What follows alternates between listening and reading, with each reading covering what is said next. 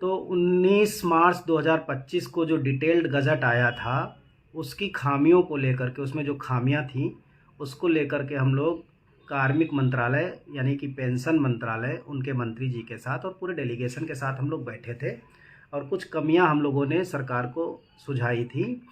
जैसे death and disability के case में ओल्ड पेंशन स्कीम का विकल्प इसमें नहीं था, जिसको सरकार ने 18 जून 2025 को अमेंड कर दिया था। तो 18 जून 2025 को सरकार ने एक बदलाव कर दिया, तो डेथ एंड डिसेबिलिटी के केस में पुरानी पेंशन का विकल्प लागू कर दिया। उसके बाद परसों 2 तारीख को 2 सितंबर को यूनिफाइड पेंशन स्कीम का एक नया गजट फिर से आ गया है और वो आज ये गजट पब्लिश हो गया है, ये भारत सरकार का। मैंने इसको सुबह तकरीबन 11 बजे शेयर किया था लोगों से। एक नया गजट आ गया है फिर से जी, विज्ञापन पुरानी। अविनेश टंडन जी, मैं आपसे बात कर लूँगा। आपका सवाल है कि जिनका विज्ञापन पुरानी पेंशन लागू होने से पहले जारी हो चुका था, पुरानी पेंशन लागू होने से पहले, एनपीएस लागू होने से पहले, उनके पैसे क्यों नहीं वापस किए जा रहे? अच्छा, स्टेट गवर्नमेंट के, देखिए स्टेट गवर्नमेंट का, जिन स्टेट्स ने ओपीएस में जाने का फैसला किया है, अब चूँकि पीएफआरडीए में ऐसा कोई प्रावधान नहीं था कि अचानक से कोई स्टेट गवर्नमेंट अगर एनपीएस में से क्विट कर देता है, एग्ज़िट मार देता है, तो उस केस में उसका पैसा कैसे वापस निकलेगा। तो पैसा चूँकि एलआईसी, यूटीआई, एसबीआई या बाकी कंपनियों के पास चला गया और वो मार्केट में निवेश हो गया। ये एक बहुत बड़ी समस्या है। हालांकि ज़्यादातर स्टेट्स की रकम वो बहुत बड़ी नहीं है, सेंट्रल गवर्नमेंट चाहे तो इसका समाधान निकाल सकती है, बहुत बड़ा काम नहीं है, लेकिन सेंट्रल गवर्नमेंट खुद ही नहीं चाहती। दूसरी बात ये कि बहुत सारे स्टेट्स ये चिल्ला तो रहे हैं पुरानी पेंशन देने के लिए, कह रहे हैं हम देंगे देंगे, लेकिन देना नहीं चाह रहे, वो इस पटरी पे आना नहीं चाह रहे। तो ये भी एक बात है कि सेंट्रल गवर्नमेंट को अगर वो लोग पत्र लिखे कि भाई हमारे पैसे को लेकर के अगर वो सवाल उठाएं सदन में इस चीज़ को लेकर के सवाल उठाए ही नहीं जा रहे कि जिनका पैसा फंसा हुआ है उनका पैसा कब देगी सरकार, क्यों नहीं दे रही है। सरकार को पॉलिसी बनाने का है पावर, तो सेंट्रल गवर्नमेंट को अमेंडमेंट करने का पावर है, तो सरकार को करना चाहिए अमेंडमेंट। खैर वो हमारा आज मुद्दा नहीं है, तो उस पर हम किसी और दिन बात कर लेंगे। आज है हमारा यूनिफाइड पेंशन स्कीम का नया गजट जो आज आया है। अभी थोड़ी देर में आप लोगों को शायद स्टेटमेंट भी मेरे देखने को मिल जाएंगे। और अभी मैं देख रहा था टाइम्स ऑफ इंडिया ने, इकोनॉमिक टाइम्स ने मेरे स्टेटमेंट को तवज्जो दी है। तो अभी न्यूज़ आई है थोड़ी देर पहले, आधे एक घंटे पहले। तो आज जो गजट नया आया है इसमें कई सारी चीज़ें एकदम नई हैं जो 19 मार्च के गजट में नहीं थी। अभी तक मैं बमुश्किल 13-14 पेज पढ़ पाया हूँ, क्योंकि गजट बहुत बड़ा है। ये तकरीबन 24 पेज इसके हिंदी में हैं और लगभग इतने ही पेज मतलब इंग्लिश में भी हैं। तो इंग्लिश के भी लगभग 22-24 पेज हैं। 22-24 पेज के गजट को पढ़ना अपने आप में ही बड़ा चैलेंजिंग होता है, और फिर इतनी टेक्निकल लैंग्वेज होती है कि कई बार जो हम समझते हैं वो नहीं होता है, उसको बार बार पढ़ने की ज़रूरत पड़ती है, बार बार समझने की ज़रूरत पड़ती है। तो आज जो मेन चीज़ें हैं वो बताने की ज़रूरत है। पहली बात तो ये आप समझ लीजिए कि अभी फ़िलहाल ये जो गजट है वो पूरी तरीके से सेंट्रल गवर्नमेंट एम्प्लॉइज़ के लिए है। कुछ बहुत महत्वपूर्ण बदलाव हैं, जैसा कि हमने पिछली बार की मीटिंग में कार्मिक मंत्रालय को ये समझाया था, जिसके बिहाफ पर 18 जून को मेरे बर्थडे के दिन यूपीएस में डेथ एंड डिसेबिलिटी के केस में ओपीएस का विकल्प लागू किया गया। ग्रेच्युटी का भुगतान का आदेश भी 18 जून को किया गया। अब इसके बाद जो बदलाव हुए हैं वो इम्पोर्टेंट है, बाकी चीज़ें सारी सेम हैं लगभग, क्योंकि ये बहुत डिटेल्ड गजट है। इतना डिटेल्ड गजट 19 मार्च का भी नहीं था। ये जो गजट है, अगर मैं इंग्लिश गजट की बात करूं, इंग्लिश वाले हिस्से की बात करूं, तो इसका पेज नंबर 33 पेज नंबर से इम्पोर्टेंट चीज़ें शुरू हो जाती हैं। रामानुज जी नमस्कार, जय सरदार। और 33, 34, 35 और 36 ये 4 पेज बहुत इम्पोर्टेंट हैं। शुरू होता है इसका अध्याय 3 से। तो इसका जो, चूँकि गजट बहुत बड़ा है, पूरे गजट को एक्सप्लेन कर पाना एक दिन में 4-6 घंटे की स्टडी से ये बहुत मुश्किल काम है।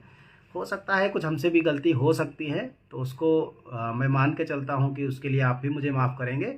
जितना अभी समझ पाया हूँ उतना, क्योंकि मेरे पास तमाम फ़ोन आ गए जैसे ये मैंने डाला सोशल मीडिया पर, उसके बाद बहुत सारे फ़ोन आ गए, ख़ास करके पैरा मिलिट्री फोर्सेस से कम 10-12 फ़ोन मेरे पास आज आए पैरामिलिट्रीज़ के, कि उनके लिए क्या चेंजेस हैं।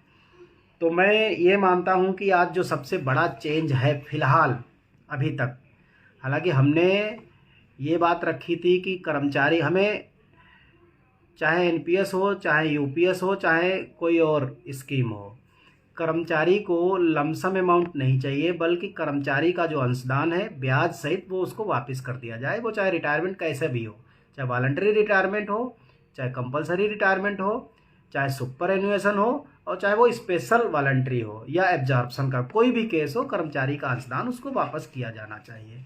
और जो 25 साल पे 50% की जो कैलकुलेशन है, सरकार को उसे घटा करके 20 साल पे 50% पेंशन की कैलकुलेशन करनी चाहिए। ये दो मुख्य हमारी डिमांड थी। तो 19 मार्च के गजट में इस बात की व्यवस्था की गई थी कि अगर आप यूपीएस में स्विच करते हो, तो यूपीएस में स्विच करने के बाद अगर आपको वॉलंटरी रिटायरमेंट लेना है तो आप 25 साल की नौकरी से पहले वॉलंटरी रिटायरमेंट नहीं ले सकते हैं। इस वाले गजट में एक बड़ा बदलाव है। वॉलंटरी रिटायरमेंट की उन्होंने जो मैच्योर अवधि रखी है वो 25 साल ही रखी है, लेकिन इस गजट में इस बात की व्यवस्था की गई है कि अगर कोई 20 साल के बाद रिटायरमेंट लेना चाहता है, अगर उसकी नौकरी 20 साल की रेगुलर हो चुकी है, तो वो रिटायरमेंट लेके जा सकता है। ऐसे केस में जिसकी 20 साल की नौकरी हो गई या 21 की हो गई, 22 की हो गई, अगर वो रिटायरमेंट लेके घर जाएगा तो उसे प्रो रेटा बेस पर पेंशन दी जाएगी। प्रो रेटा बेस पेंशन का मतलब है कि आनुपातिक पेंशन, यानी 25 साल में अगर 50% का अनुपात बैठता है तो 20 साल में कितना बैठेगा, जितनी मेरी समझ है उसके हिसाब से 20 साल में 40% पेंशन बैठेगी, ये पेंशन मिलेगी। इसका मतलब ये हुआ कि इस बात की तस्दीक, इस बात की व्यवस्था पुराने वाले गजट में नहीं थी। पुराने वाले गजट में 25 साल की नौकरी से पहले आप जा ही नहीं सकते, रिटायरमेंट ले ही नहीं सकते। अगर आप रिटायरमेंट लोगे तो वो रेजिग्नेशन हो जाएगा, और रेजिग्नेशन में कोई भी पेंशन बेनिफिट नहीं मिलते हैं रेजिग्नेशन के केस में। तो ये अगर मैं बात करूं, चैप्टर 3 है, और पेज नंबर अगर मैं इंग्लिश वाले गजट की बात करूं तो पेज नंबर 32 है। 32 का पॉइंट नंबर 13 है, जो कहता है retirement on completion of 20 years regular service. ये कोई छोटी मोटी बात नहीं है। मैं बार बार ये इस बात को बोलता हूँ कि यूनिफाइड पेंशन स्कीम एक दिन ओपीएस का दरवाज़ा बनेगी, ओपीएस का दरवाज़ा साबित होगी। ओपीएस तो नहीं साबित होगी, लेकिन ओपीएस का दरवाज़ा साबित होगी। और लगातार यूपीएस में जिस तरह के बदलाव हो रहे हैं वो ओपीएस की तरफ इसको ले जा रहे हैं। अब आप 20 साल की नौकरी के बाद वॉलंटरी रिटायरमेंट ले सकते हैं, लेकिन आप पेंशन के हकदार 50% के नहीं बल्कि 40% प्रो रेटा बेसिस पर। तो उसका मतलब तो यही हुआ कि आनुपातिक जो पेंशन बनी वो 20 साल में 40% पेंशन बनी। तो ये एक बड़ा बदलाव है। आज अगर सरकार 20 साल में आपको रिटायरमेंट देने के लिए तैयार हो गई है आपकी इच्छा पर, तो कल उसको 20 साल में 40 की बजाय 50% पेंशन देनी ही देनी पड़ेगी। ये मैं बार बार इस चीज़ को बोलता हूँ कि हम लड़ाई को तकनीकी तरह से लड़ रहे हैं। देखिए आज 22 साल से ज़्यादा हो गया। 1 जनवरी 2004 से एनपीएस इम्प्लीमेंट हुई थी और 1 जनवरी 2026 आने वाला है। 22 साल पूरे होने वाले हैं। 22 और 4 26 मतलब 23 साल पूरे हो जाएंगे। अगर देखा जाए 22 साल तो पूरे कंप्लीट हो रहे हैं। तो 22 साल की पीछे की अगर 15-17 साल का अगर इतिहास देखा जाए, उस दरमियान कोई लड़ाई ही नहीं हुई। फिर बहुत सारी रैलियां हुई, बहुत बड़ी बड़ी भी रैलियां हुई, लेकिन उससे कुछ हासिल नहीं हुआ। लेकिन जब हम लोग टेक्निकल टेबल टॉक करने के लिए बैठे तो हमारा पूरा फोकस ये था कि कैसे एनपीएस में वो अमेंडमेंट किए जाए कि एनपीएस ही ओल्ड पेंशन स्कीम बन जाए। फिर सरकार का जो मन करे वो नाम रख ले, जिसको जो जैसा अच्छा लगे उसको, उसकी जिम्मेदारी है। तो हम उस टेक्नोलॉजी पे, उस तकनीक पे और उस रणनीति पे काम कर रहे हैं। और इसके लिए हमने आगामी 9 नवंबर को दिल्ली में एक विशाल रैली का भी आयोजन कर रखा है, उसकी प्लानिंग चल रही है। मैं पूरे देश में जा रहा हूँ। अभी अगला अगला राउंड मेरा पूर्वोत्तर भारत में रहेगा। और चूँकि त्रिपुरा में अभी नए नए मतलब जो है एनपीएस शुरू हुआ है, 2018 से त्रिपुरा में शुरू हुआ है, 18-19 से कम समय हुआ है। अगला मेरा विजिट त्रिपुरा रहेगा और उसके बाद त्रिपुरा है, अरुणाचल है और मिज़ोरम मेरी विजिट प्लानिंग में है कि इन राज्यों में भी हम जाएंगे और वहाँ की सरकारों से बात करेंगे, मुख्यमंत्रियों से मिलने की कोशिश करेंगे। और उन जिन स्टेट्स में अभी एनपीएस के खिलाफ कमेटी नहीं बनी है वहाँ भी कमेटी बनवाएंगे ताकि सेंट्रल गवर्नमेंट पर प्रेशर पड़े इस चीज़ का। तो ये एक बहुत बड़ी, मैं कहूँगा कि देखिए हमें ओपीएस तो अभी नहीं मिली है, लेकिन आज अगर 20 साल में आपको जाने के लिए सरकार फ्री कर रही है और प्रो रेटा बेस पर पेंशन देने की शुरुआत कर रही है, तो इसका मतलब ये है कि हमारा ट्रैक ठीक है। आज 20 साल में 40% कह रही है, तो कल 20 साल में उसको 50% पेंशन देनी पड़ेगी। ये है पहली बात। दूसरी बात है कि ये जो केस है वो साइंटिस्ट पर लागू नहीं होगा। अगर आप साइंटिस्ट हैं या टेक्निकल एक्सपर्ट हैं तो आपके मामले में 20 साल में आप नहीं जा सकते, क्योंकि सरकार कभी भी जो इस तरह के एक्सपर्ट होते हैं उनको अपनी नौकरी से जल्दी बाहर जाने देना नहीं चाहती, या उन लोगों पर लागू नहीं होगा जो स्पेसिफिक कॉन्ट्रैक्ट असाइनमेंट पर नौकरी कर रहे हैं या कहीं एब्रॉड में, कहीं विदेश वगैरह में गए हुए हैं फॉरेन मिनिस्ट्री के तहत या किसी और प्रोग्राम में, या फिर ITEC जो Indian technical and economic cooperation programme है भारत सरकार का, ministry of communication, ministry of external affairs का, उसमें अगर आप नौकरी कर रहे हैं, उसमें अगर आप एम्प्लॉय हैं और असाइनमेंट पे हैं, किसी स्पेशल असाइनमेंट पे, तो उनको 20 साल में सरकार जाने नहीं देगी। ये जो सबसे बड़ा पॉइंट है जिसको मैंने सबसे पहले शेयर किया। 20 साल सेवा हो गई है और कोर्ट टेट करने को बोले। टेट का मसला सागर जी मैंने समझा। देखिए अभी सुप्रीम कोर्ट ने एक जनरल आदेश निकाला है। मैं फिर कह रहा हूँ इस बात को कि एक तो मुझे अभी भी विश्वास नहीं है कि इसकी व्याख्या सही हो जी। एक तो मुझे ये अभी विश्वास नहीं हो पा रहा है कि जो सुप्रीम कोर्ट ने जो डिसीजन दिया है उसकी व्याख्या आम जनमानस में सही तरीके से हो रही है या नहीं हो रही है। दूसरी बात, एनपीएस और ओपीएस के मसले में भी 22 दिसंबर 2003 से जिनका पहले का नोटिफिकेशन था उनको ओपीएस में सरकार को शामिल करना ही पड़ा। कोर्ट केसेज हुए। ऐसे ही केस में चाहे वो स्टेट का टेट हो और चाहे वो सेंट्रल टेट हो, सीटीईटी हो, तो जो टीचर्स उस दरमियान लगे हैं, जो 2017 का, जिसको 2011 के बाद शायद कहा गया है, मैंने अभी उस आदेश को पढ़ा नहीं है कि सुप्रीम कोर्ट ने क्या कहा है, लेकिन मुझे भरोसा है कि सुप्रीम कोर्ट मतलब जो है, ऐसा नहीं हो सकता कि कोई बिल्कुल ऐसा कोई आदेश जारी कर दे, जनरल सर्कुलर निकाल दे कि सभी को अब टेट देना पड़ेगा, भले ही वो 2007 से 5 से नौकरी कर रहे थे। भाई जब टेट आया ही 2011 के बाद है तो, और पात्रता परीक्षा तो जब विज्ञापन निकलता है उसी में दिया रहता है, पात्रता परीक्षा बाद में थोड़ी बनाई जा सकती है।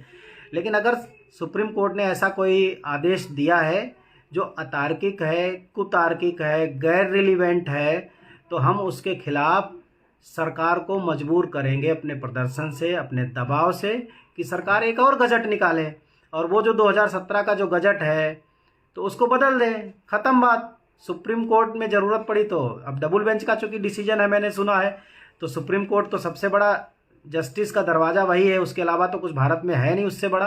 तो उसके बाद केवल एक ही चीज़ बचती है और वो है सरकार पर दबाव बनाना और ऐसे गजट में बदलाव करना जिसके आधार पर कोर्ट ने इस तरह का अनैतिक जो डिसीजन दे दिया है। तो उस पर हम सागर जी बात फिर कभी और कर लेंगे। अभी मैं बात करता हूँ यूपीएस पर। एक बार मैं फिर आप सभी लोगों से गुजारिश करूँगा कि एक बार शेयर कर दीजिए ताकि ज़्यादा से ज़्यादा लोगों तक ये वीडियो पहुँच जाए। तो एक तो बात ये हो गई कि 20 साल की नौकरी के बाद जो लोग जाना चाहते हैं, ख़ास करके मेरे पैरा जो मिलिट्री के जो साथी हैं, जो बीएसएफ के जवान हैं, आईटीबीपी के हैं या सीआईएसएफ के हैं, तो इस तरह के जितने भी साथी अगर इस वीडियो को सुन रहे हो तो वो ये समझ लें कि कम से कम हम एक कदम और आगे बढ़ गए हैं। वो कदम ये है कि फ़िलहाल आप 20 साल की नौकरी के बाद रिटायरमेंट ले सकते हैं। भले ही 50% की जगह भी 40% पेंशन की बात कर रही है प्रो रेटा बेसिस पर।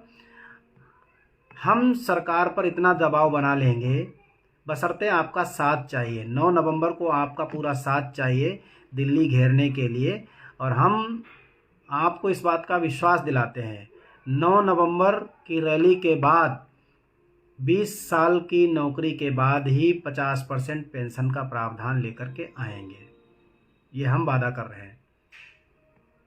और उसके लिए जनवरी 2026 तक हमें जाना नहीं पड़ेगा। एक तो बात ये हो गई।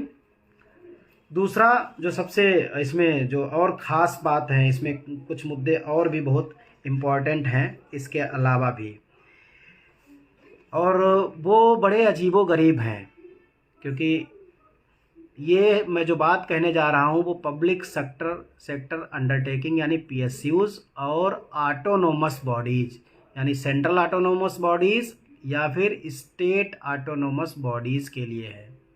कृष्णपाल वर्मा जी बहुत बहुत धन्यवाद, कह रहे हैं हरदोई आपके साथ है। नहीं, अनिल कुमार सिंह जी का सवाल है कि क्या 20 साल की सेवा के बाद 60 वर्ष उम्र पूरा होने की बाध्यता खत्म हो गई है? ऐसा अभी नहीं लिखा है, इस मामले में अभी क्लैरिटी नहीं हो पाई है। हालांकि उन्होंने ये लिखा है कि 20 साल की कंप्लीशन के बाद, ये पॉइंट नंबर 13 है, जिसमें उन्होंने कहा है retirement on completion of 20 years regular service at any time after a subscriber has completed 20 years regular service, he may by giving notice not less than 3 months in writing to the appointing authority retire from service। वो retire हो सकता है और उसको जो पे outs मिलेगा, क्योंकि इसमें पेंशन शब्द इस्तेमाल नहीं किया गया है बल्कि पे आउट इस्तेमाल किया गया है, और वो पेंशन उसे जो मिलेगी या जो पे आउट मिलेगा वो मिलेगा जो 19 मार्च का PFRDA का implementation of unified pension scheme under national pension system 2025 19 मार्च, ये जो गजट था उसके तहत मिलेगी। उस गजट में तो यही व्यवस्था थी कि भले ही आप वॉलंटरी रिटायरमेंट ले लो लेकिन आपको पेंशन शुरू होगी रिटायरमेंट के दिन के बाद से। तो अभी सरकार 20 साल पे आई है, और मैं बार बार ये बात कह रहा हूँ कि 9 नवंबर के बाद, अगर पहले नहीं तो 9 नवंबर के बाद आपको एक बड़ी खबर मिलेगी, और वो ये मिलेगी कि वॉलंटरी रिटायरमेंट के दिन से पेंशन की शुरुआत होगी। ये तो तय है कि ये बदलाव होना ही होना है इस मामले में, क्योंकि जब पिछली बार कार्मिक और पेंशन मंत्रालय के मंत्री जी थे तो उन्होंने भी सहमति दी थी कि ये गलत है कि कोई कैसे 10 साल 12 साल इंतजार करेगा। इस पर काम हो रहा है, और पिछली बार अभी BMS के कुछ नेता मिले थे, उनसे भी मेरी बात हुई थी, टेलीफोनिक कम्युनिकेशन हुआ था, तो इस मामले पर उनका भी यही दावा है कि पेंशन की शुरुआत वॉलंटरी रिटायरमेंट के दिन से ही होगी, ये तो तय है। हाँ, दूसरी जो मैं सबसे इम्पोर्टेंट बात कहने वाला था अनिल कुमार सिंह जी के क्वेश्चन से पहले, कि इस गजट को देखकर ये लगता है कि सरकार स्टेट ऑटोनोमस बॉडीज़ या फिर खास करके, मैं अभी स्टेट ऑटोनोमस बॉडीज़ की बात नहीं करूंगा बल्कि सेंट्रल ऑटोनोमस बॉडीज़ और PSU की बात करूंगा, पब्लिक सेक्टर अंडरटेकिंग जहां NPS लागू है उनकी मैं बात करूंगा। सरकार ने इसमें जो 2-3 व्यवस्थाएं दी हैं वो ये कि जैसे मान लीजिए कि कोई आदमी नौकरी कर रहा है और उसने UPS ले लिया है, वो उस UPS को उसने ऑप्ट कर लिया है, और विद इन 10 ईयर्स सर्विस, मान लीजिए उसकी 10 साल की नौकरी नहीं हुई और उस 10 साल की नौकरी के पहले उसने किसी स्टेट गवर्नमेंट में अप्लाई किया था, वहाँ सिलेक्शन हो गया थ्रू प्रॉपर चैनल, या वो सेंट्रल ऑटोनोमस बॉडी में थ्रू प्रॉपर चैनल चला गया, या फिर स्टेट ऑटोनोमस बॉडी में थ्रू प्रॉपर चला गया, लेकिन उसकी नौकरी को 10 साल नहीं हुए थे, यानी कि 10 साल क्वालिफाइंग सर्विस होती है और ये 10 साल क्वालिफाइंग सर्विस OPS में भी होती है, सेम टू सेम।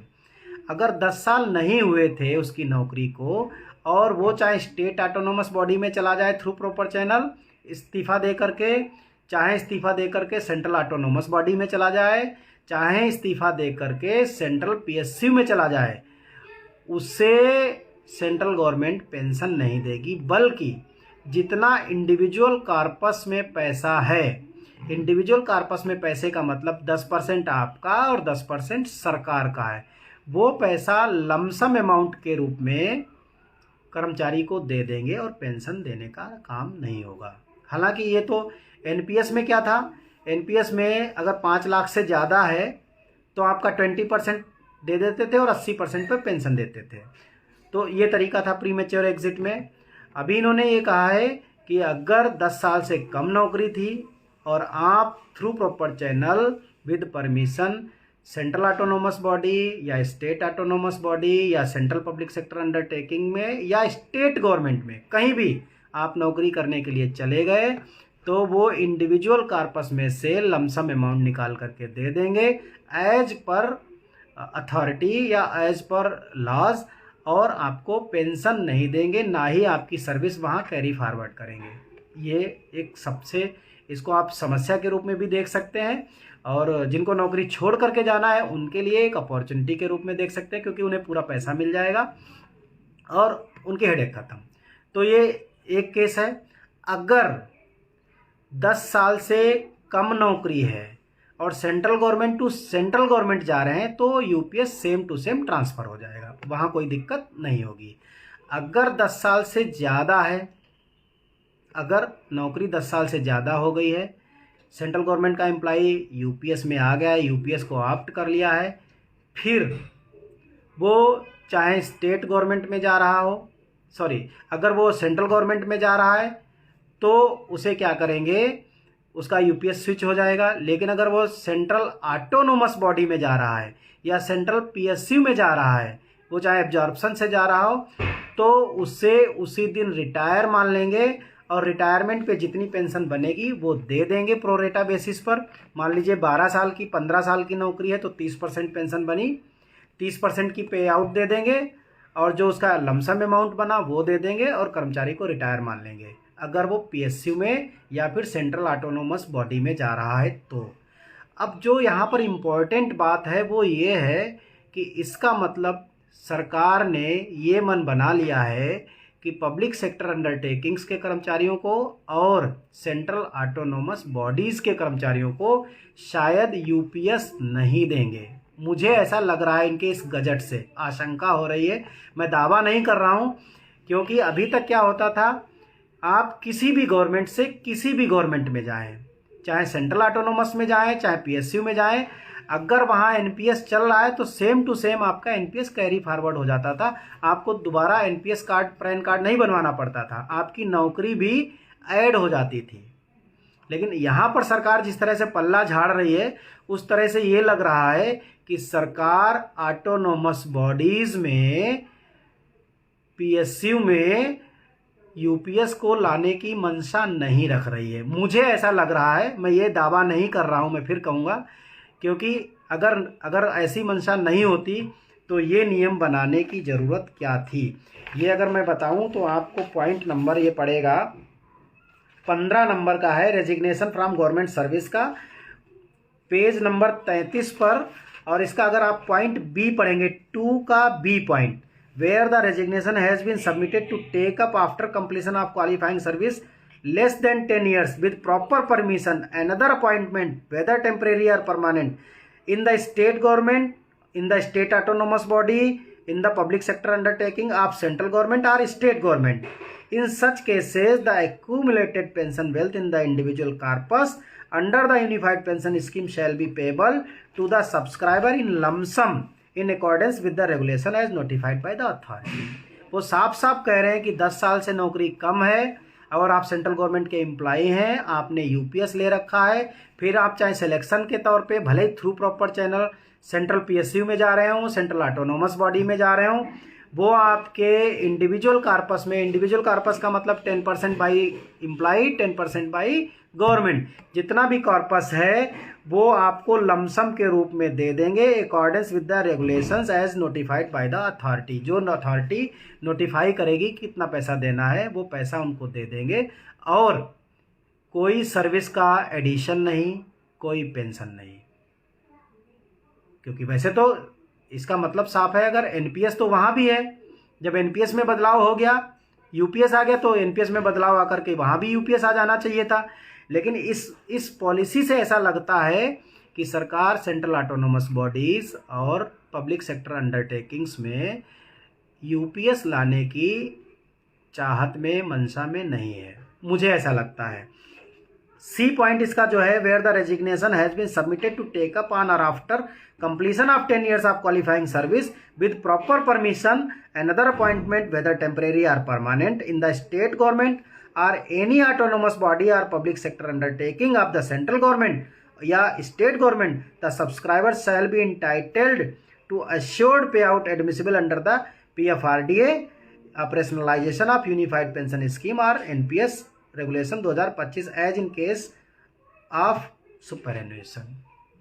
तो वो ये कह रहे हैं कि अगर नौकरी 10 साल से ज़्यादा है, यानी क्वालिफाइंग नौकरी आप पूरी कर चुके हैं और उसके बाद आप थ्रू प्रॉपर चैनल किसी दूसरे अपॉइंटमेंट के तहत, चाहे टेम्परेरी चाहे परमानेंट, चाहे आप स्टेट गवर्नमेंट में जा रहे हो, चाहे आप ऑटोनोमस बॉडी, वो चाहे स्टेट की हो चाहे सेंट्रल की हो, चाहे PSU वो चाहे स्टेट का हो चाहे सेंट्रल का हो, सरकार आपको उस दिन रिटायर मान लेगी और उसके हिसाब से आपको एश्योर्ड पेमेंट देना शुरू कर देगी, जैसा कि सुपर एनुएशन पे करती है। यानी कि अगर 15 साल की नौकरी हुई तो आपको 30% पेंशन देना शुरू कर देगी उसी दिन से। ये है तरीका क्वालिफाइंग सर्विस के बाद। तो ये जो 3 बड़े बदलाव हैं, एक इसी का पैरा 4 है, request for withdrawal of resignation shall not be accepted by the appointing authority where a government servant resigns from the service और post with the taking up an appointment under. अगर प्राइवेट सेक्टर में आप जा रहे हो, corporate sector में जा रहे हो और आपने रेजिग्नेशन का दे रखा है 3 महीने पहले, रेजिग्नेशन जो इंटीमेशन दिया जाता है वो आपने दे दिया, तो आप उसको विड्रा नहीं कर पाएंगे। सपोज दैट आप एक गवर्नमेंट एम्प्लॉई हैं और आपको प्राइवेट कंपनी में कोई अच्छी अपॉर्चुनिटी मिल गई, आपको लगा अच्छी अपॉर्चुनिटी है और आपकी नौकरी कितने साल की हो, अगर आपने इस तथ्य को लिख करके कि मैं किसी प्राइवेट कंपनी में या कारपोरेशन में जा रहा हूं, भले ही वो मिनिस्ट्री ऑफ फाइनेंस के अंडर में हो, और आपने अगर इस्तीफ़ा दे दिया कि 3 महीने बाद मैं इस्तीफ़ा मेरा मंजूर कर लिया जाए, मान लिया जाए, तो उस एप्लीकेशन को आप दोबारा विड्रा नहीं कर पाएंगे। ये भी इन्होंने पैरा 4 में एक रूल बना दिया है। तो ये जो अभी तक की जो मेन बदलाव थे ये आज डिस्कस करने थे। इसके बाद फिर हम इस पूरे गजट को, चूँकि 22-24 पेज का ये पूरा गजट है, इसको एक आध बार और पढ़ेंगे। आज की जानकारी ये ज़रूरी थी क्योंकि कर्मचारी बार बार फ़ोन कर रहे थे साथी कि, और ख़ास करके पैरा जो मिलिट्री वाले हैं, आर्म फोर्सेस वाले हैं, कि वो ये जानना चाह रहे थे, sir I don't want to join UPS pension. हाँ देखो, मैं ये नहीं कह रहा हूँ कि आपको ज्वाइन करना है, ये तो हम किसी से नहीं कह रहे हैं। अगर ज्वाइन करना होता तो दिल्ली गवर्नमेंट में हम लोग लाखों लोगों को ज्वाइन करा चुके होते हैं। यूपीएस को कोई तब तक ज्वाइन नहीं करेगा जब तक कि वॉलंटरी रिटायरमेंट के दिन से पेंशन ना देना शुरू कर दे, और दूसरी बात, कर्मचारी का अंशदान वापस करने की घोषणा ना कर दे। तब तक यूपीएस में हम क्यों जाएंगे? कोई नहीं जाएगा यूपीएस में। हाँ, एक कदम सरकार जो पिछली अभी थोड़े दिन पहले अगस्त में 19 अगस्त को मेरे ख्याल से सरकार ने एक कदम आगे बढ़ाया कि ये कहा कि यूपीएस से भी एक बार आप चाहें तो फिर से एनपीएस में वापस आ सकते हैं। ये एक अच्छा स्टेप मानूंगा मैं। और मैं तो ये कहता हूँ कि सरकार यूपीएस लाई ही क्यों? सरकार को यूपीएस लाना ही नहीं चाहिए था। सरकार को सीधे सीधे एनपीएस में ही अगर वो 18.5% अपना बढ़ा देती सीधे सीधे, और सरकार ये कह देती कि आप चाहो तो रिटायरमेंट पे 10+14 के हिसाब से यानी एनपीएस के हिसाब से पेंशन ले लो, और आप चाहो तो सरकार का पूरा कंट्रीब्यूशन वापस कर दो और ओपीएस ले लो। खत्म हो जाती बात, खत्म हो जाती बात। अब सरकार एक तरफ तो 18.5% कर भी रही है और वो दे भी नहीं रही है। पेंशन देने के लिए बाध्यता लगा रही है 25 साल, उसमें भी कह रही है कि आप वॉलंटरी रिटायरमेंट लो, घर जाओ और 10 साल घर बैठे रहो बिना खाए पिए, और फिर हम पेंशन देंगे आपको 10 साल के बाद। तो ये तो जब तक इस मामले में कोई सुधार नहीं हो जाता तब तक यूनिफाइड पेंशन स्कीम में कोई भी कर्मचारी नहीं जाएगा, ये तो तय है। अब दूसरी बात जो मैं बात रखना चाहता हूँ, एक तो मेरा जो साथी नए जुड़े हैं इसमें, बाद में जुड़े हैं, मैं उनको बता दूं कि मेरा 9899353538 जो नंबर है उसको व्हाट्सएप पर परमानेंटली बैन कर दिया गया है।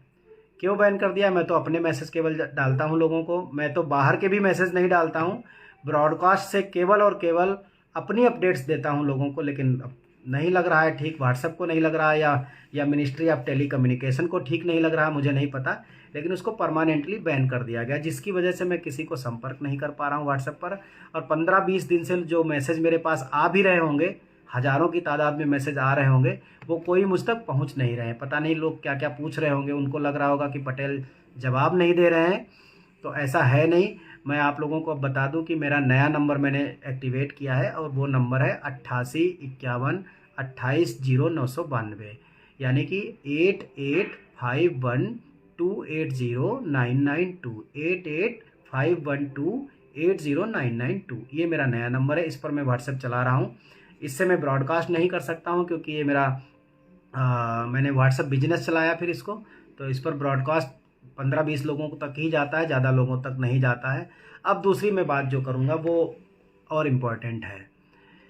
हम लगातार सरकार पर दबाव बनाने का काम करते हैं, टेबल टॉक करने का काम करते हैं, वार्ता करते हैं, समाधान लेकर के जाते हैं। मैं बार बार बोलता हूँ कि हम कोई ऐसी बात नहीं करते जिसका कोई हल ना निकले। हम अगर आंदोलन करते हैं, जितनी बार हमने आंदोलन किया है उतनी बार हम कुछ न कुछ लेके आए हैं, चाहे वो 10 से 14% हो, चाहे वो डेथ एंड डिसेबिलिटी के केस में ओल्ड पेंशन स्कीम का विकल्प हो, चाहे वो यूनिफाइड पेंशन स्कीम हो, चाहे वो यूपीएस में डेथ एंड डिसेबिलिटी के केस में ओपीएस का विकल्प हो, और चाहे वो यूपीएस में ग्रेच्युटी का भी प्रावधान हो, और चाहे वो आज 25 साल की जगह 20 साल पर भी वॉलंटरी रिटायरमेंट की शुरुआत हो। और इस बात को मैं पिछले 3 महीने से कह रहा हूँ कि जी मंजी सर 18% भी टैक्स मनी है। नहीं नहीं नहीं नहीं डॉक्टर नीलपरी जी, 18% टैक्सेबल इनकम नहीं है, क्योंकि वो आपकी सैलरी का हिस्सा नहीं है। सेंट्रल गवर्नमेंट में ऐसा नहीं है, लेकिन स्टेट गवर्नमेंट के लिए फाइनेंस मिनिस्ट्री ने ये कहा था कि जो एडिशनल है 10 से 14 वाला, 10 के मुकाबले 10 सरकार का वो टैक्स फ्री है, और जो सरकार का 4% एक्स्ट्रा उस पर सरकारें टैक्स ले रही हैं बहुत सारे स्टेट्स में। तो ये भी एक बड़ी अजीबोगरीब एनोमली है। पता नहीं ब्यूरोक्रेट्स क्या करना चाहते हैं, सबको बांट देना चाहते हैं कि भाई जब वो सैलरी का हिस्सा नहीं है तो आप उस पर इनकम टैक्स कैसे ले सकते हो। तो वो जो बात रही 18% या 18.5%, उस पर भी टैक्स नहीं लगा सकती सेंट्रल गवर्नमेंट। लेकिन भरोसा कुछ नहीं, जब ऐसे ऐसे नियम कायदे कानून आते हैं कि आप वॉलंटरी रिटायरमेंट ले लो लेकिन पेंशन 10 साल बाद शुरू होगी, तो इनका भरोसा कुछ नहीं कि कल को कौन सा प्रावधान ये बना करके भेज दे हमारे पास। लेकिन फिलहाल आज की डेट में वो 18 या 18.5% अभी टैक्सेबल इनकम का हिस्सा नहीं है। नहीं सर, वो गवर्नमेंट का मनी नहीं है, पब्लिक। अच्छा जी जी, देखिए पब्लिक का तो सहारा ही है, गवर्नमेंट का तो क्या ही है। मैं कहूँ कि government is the part of public, तो मैं इस बात को मैं क्या ही कहूँ। देखिए वो सारा, हम सब कुछ, सारा चीज़ें पब्लिक की ही है, ये तो खैर इस बात से तो मैं इत्तेफाक रखता ही हूँ।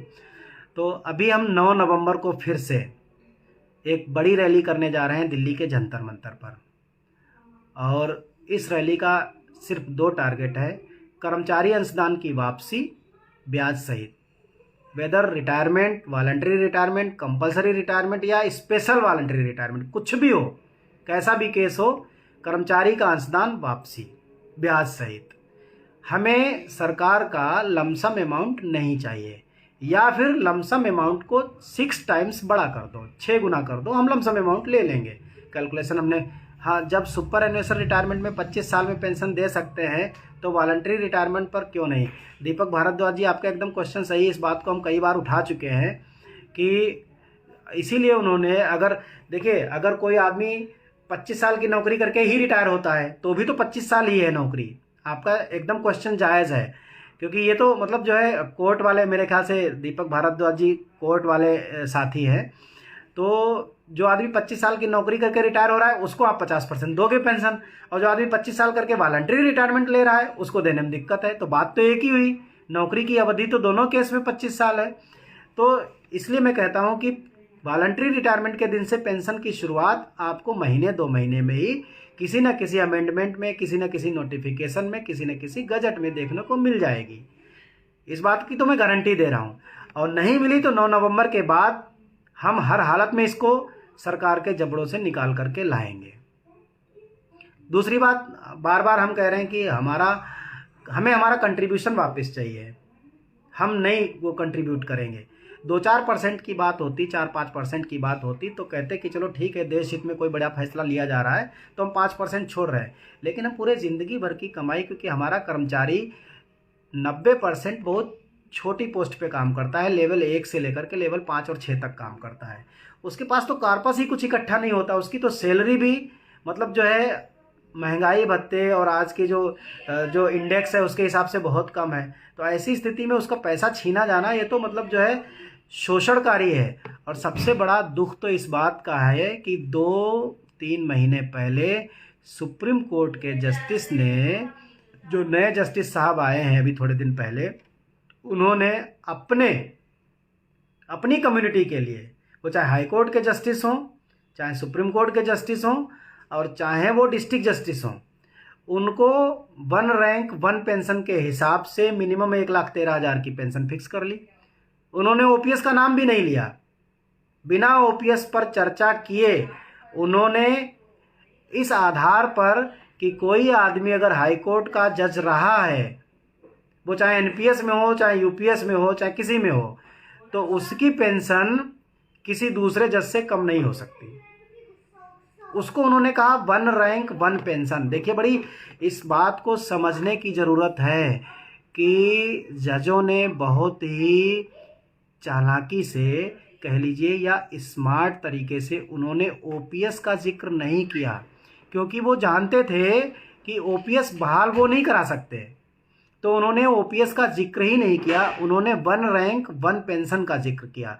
उन्होंने ये कहा कि 2 जज रिटायर होते हैं हाई कोर्ट से, एक जज जो ओपीएस में है या और एक जज जो एनपीएस में है। तो ओपीएस वाले जज की जो पेंशन होगी, क्योंकि जज जो होता है उसकी कुछ बेसिक सैलरी होगी, तो उस बेसिक सैलरी का आधा होगा, यानी पहली जो बेसिक सैलरी हो गई उससे कम नहीं होती। दूसरा जज रिटायर हो रहा है, मान लीजिए वो एनपीएस में है, तो उसको मान लीजिए 10,000 की पेंशन बनी। तो जज ने ये दलील दी कि भैया जो एक दिन पहले रिटायर हुआ उसको 1,00,000 रुपये पेंशन मिल रही है, जो दूसरे दिन रिटायर हुआ उसी पद से रिटायर हुआ, वही न्याय करने वाला रिटायर हुआ, उसी सिस्टम से रिटायर हुआ, तो उसकी पेंशन 10,000 नहीं हो सकती, उसकी भी 1,00,000 रुपये होगी। इसे कहते हैं 1 रैंक 1 पेंशन। ये मैं बहुत बेसिक से बता रहा हूँ, बहुत टेक्निकल उसमें नहीं जा रहा हूँ। तो उन्होंने ओल्ड पेंशन स्कीम को साइड में रख करके 1 रैंक 1 पेंशन के हिसाब से वो चाहे एनपीएस का जज हो चाहे यूपीएस का जज हो उसकी पेंशन बराबर कर ली।